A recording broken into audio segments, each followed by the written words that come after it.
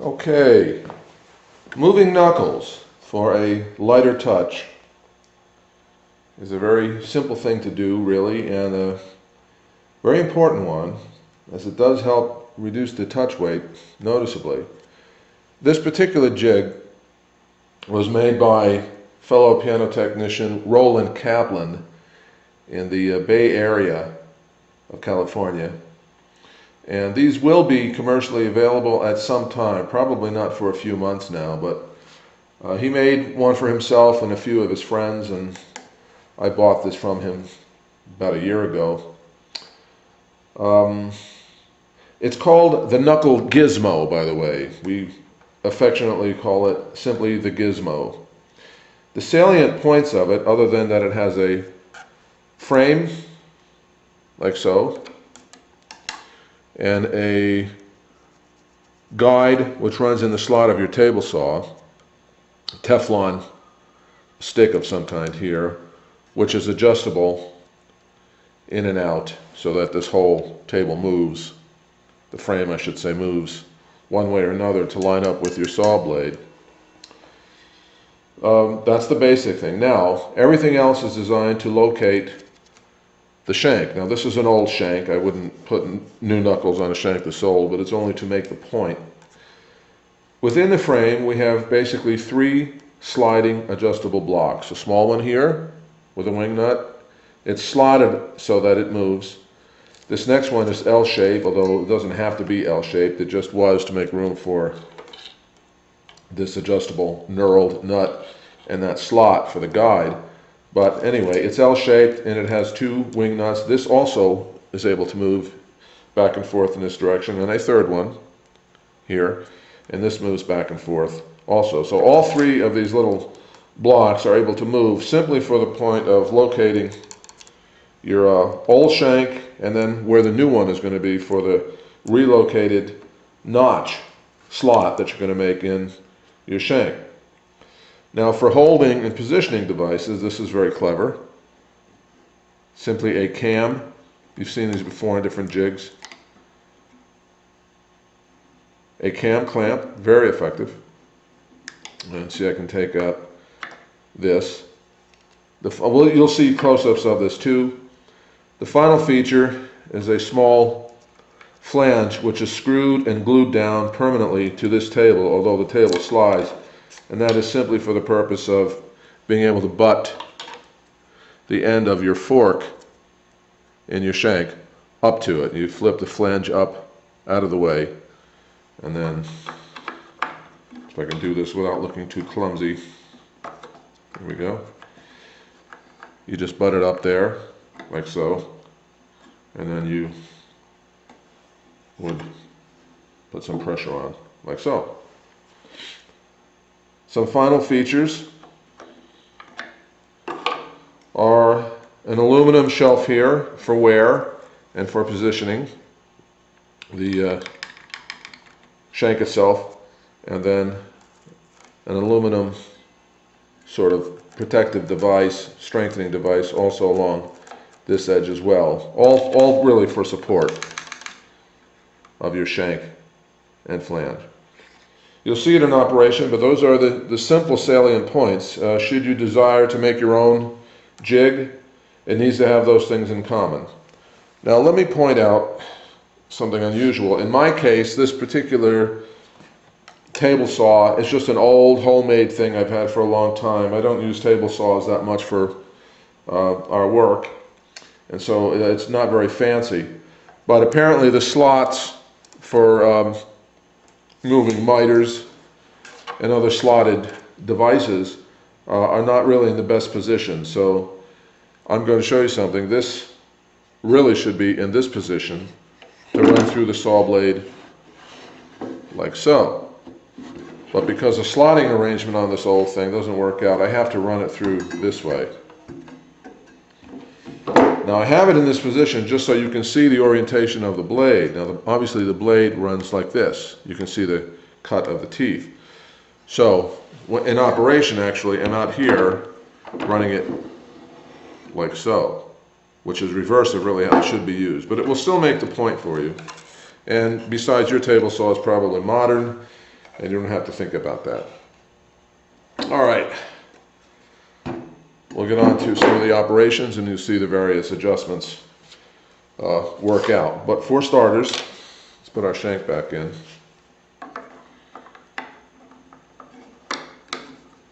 What I like to do is get set up for the saw blade to interface visually, if I can get this here without, again, making you too dizzy. See what our close-up looks like. Come down a little bit, get in line. I think that'll suffice. The knuckle on this old shank has been cut off flush with the bottom, and any fuzzies from leather or glue or whatever has been scraped clean. That's the first thing you have to do to all of them, obviously. Then you adjust your jig on your table, let's get this pointer in place, so that you get this orientation where you see the saw blade and the nut and the piece of core that's left in there are perfectly in line, so that when you put every shank in there, basically, that's where it's going to line up. Once I have that position, now obviously to cut this out, unless I was replacing knuckles exactly in the same place, I don't want to leave that there, but to try and move the shank itself, let's come back out. To try and move the shank itself and then lock it in place would be tricky with these tables. So what I do, and obviously we're moving our new knuckle, I'm going to exaggerate this now, in this direction, right? We're coming 1.5 millimeters, say, in this direction.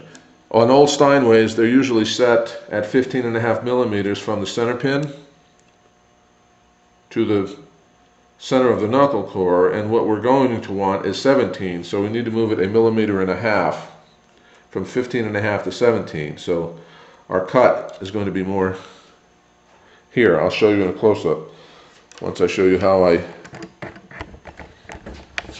do this.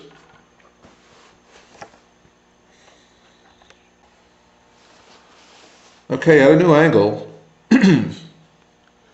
you can see one of the slots for adjusting the Teflon glide stick, which is underneath, that rides in the slot in your table saw.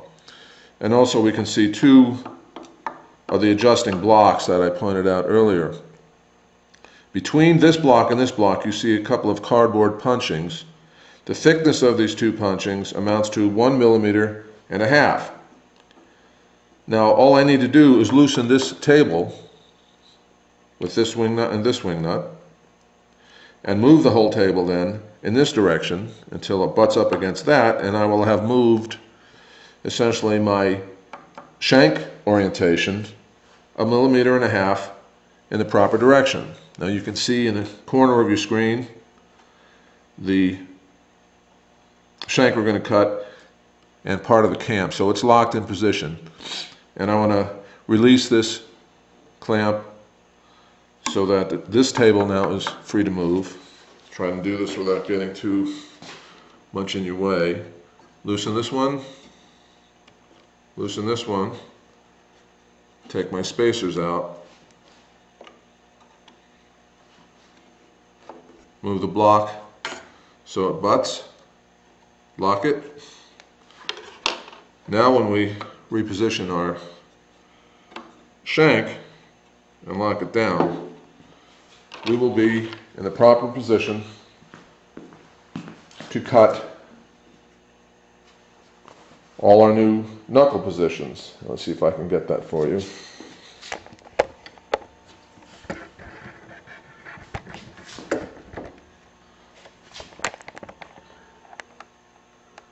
There you can see where the new cuts will be. So make sure that you like the position when you make your cut. You make a few trial cuts on some old shanks. It's always good to have old shanks around. And if you like your new position, then set up to take them all. If not, make a few minor adjustments on the tables and the various adjustment options that you have, and you'll be ready to go. The next thing we need to do is set the height of the blade. And we'll show how that's done. Right, what we're looking at is the jig turned upside down and the slot in the hole jig that allows for the saw blade to operate. Let me back up here. You see? Dial calipers and a sample knuckle. We'll come back in. You can see in here the underside of the shank. There's the old core, what's left of it, and our new cut is going to be made somewhere right along here. So I take my dial calipers and measure down like so. There we go. And now I know I want to set the saw blade at least to that height for it to be just sort of skimming along the bottom. Then you ease the blade up a tad in some increments until you get the depth of the cut you want. Now the depth that you want is of course relative to your new knuckle and how deep that core is going to be. It's irrelevant what the original core depth was. All that matters is your new one. Ideally, you want the bottom of your new core to bottom out in the slot and for the width to be reasonably snug. When glue goes on there, it will swell a little bit, but sometimes you can't get these exact, but you should be very, very close to hitting the ideal. That's certainly what you're aiming for. We'll talk about width of the core itself relative to the saw blade in a little bit.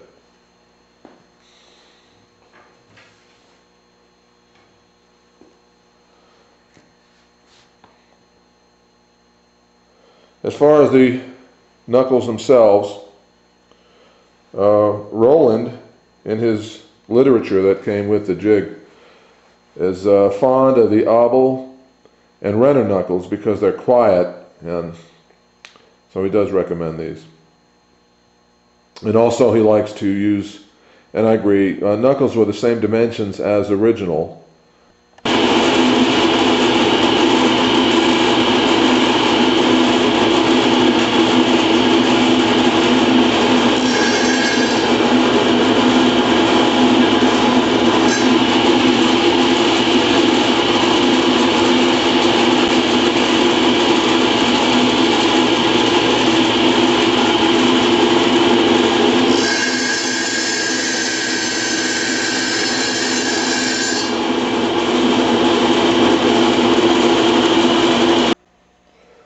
All right, let's talk about core widths. You can see I have a knuckle. I don't know what brand this is, I'm sorry to say, but in any case, you understand what's happening here. If I measure that width of that core, in this particular case, it comes out to 78 thousandths. Now on the table, I have some blades laid out. Again, try not to get too dizzy. Move this and this. And you can read what's on the blades. These were recommended by Roland. This is a DeWalt. I'll leave it here so you can read some of the information. Notice that the kerf is only 68 thousandths. That is, by measuring the width of these blade cutters here. It's considered a finishing blade. It has 36 carbide teeth.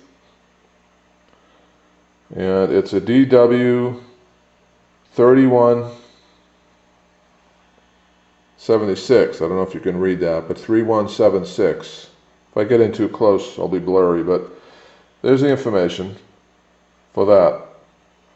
Next we have a Craftsman. Now this is also only 68 thousandths kerf. It's a 200 tooth, steel, S100 series, And I think maybe that's all you need. You can find these easily online, as I did, and these were recommended by Roland Kaplan, again in his literature. But you may also have some blades around your shop. For example, here's one at 75 thousandths. This is a plywood and paneling called a clean cut or smooth cut blade. So it helps to have various blades around so that you can come up with the best size slot that you need.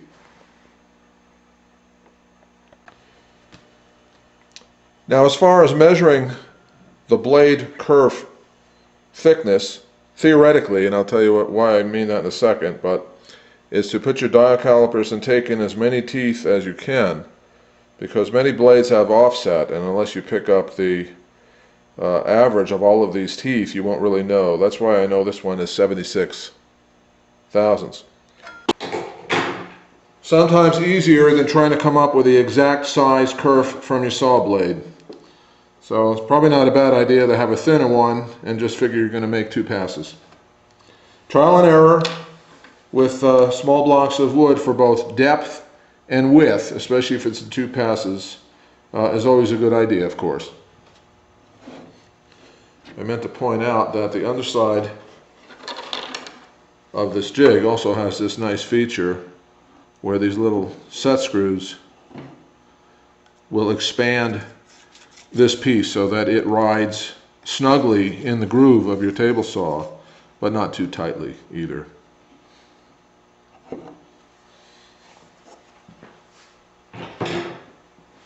And I think that's it.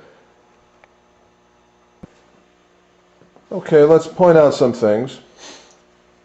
Before we commit to wholesale, you want to make sure that your dimension is right. On this one, it looks like I'm maybe 1/2 millimeter too long in that direction, so I would adjust my table. Actually, before I had even gone to the depth cut here, I would have made sure that I was really right on the 17. But anyway, you want to make sure that you have your dimension correct, and this depth actually looks good.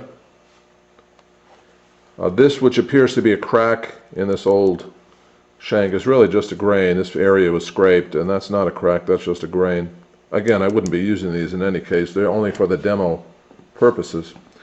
But the depth looks good, and the width looks good. It's a pretty good fit. It kind of pushes in. You can feel a little bit of side pressure. So I like the way this looks. We would then commit to this and just set them all in the jig and run them all through the saw. That part goes fast. Now this is something not to do. See how that slot is cut way too deep, even though the width is good. That's something we want to avoid. The reverse of it is probably worse. That is, the core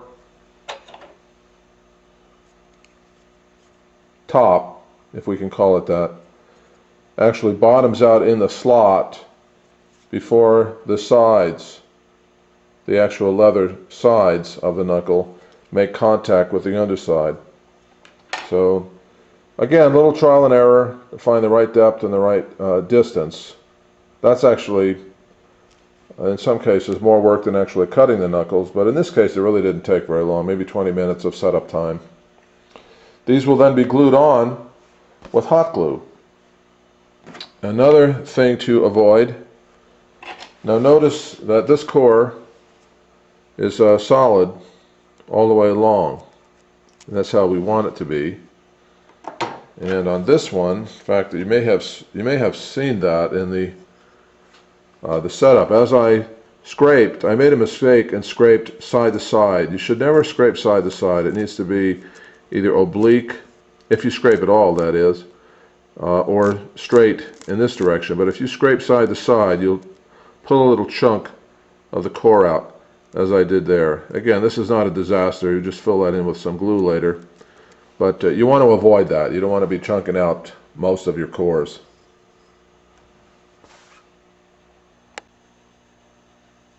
Okay, quality knuckles have a line scribed on one side, either horizontally or a little vertical line, and that line goes toward the hammer when you glue it on. Okay, that would be, of course, this way. Now, gluing on, I prefer to use the old standard hot hide glue. Just put a swath of it down, make sure some is inside the groove there. Actually, I could have loaded this brush a little better. You should basically just make a swath like that and you're done. And then take your knuckle. Keep your hands clean, by the way, which mine aren't right at the moment. And force it into position. Make sure you're centered, side to side. Wipe off any stuff on the sides like that. And keep a wet rag handy for cleaning up your fingers. Hold it for a second and it will have grabbed, and then just place it down on a couple of boards or something, as I have here. Every once in a while you just go back and push on it again a little bit later, and you come up with a very nice job. It takes only about 30 minutes to cut all of your slots, and if you need to go back and widen that slot with just by taking a tiny shaving off, depending on what saw blade you have, add another 30 minutes to that. So the cutting part goes very quickly.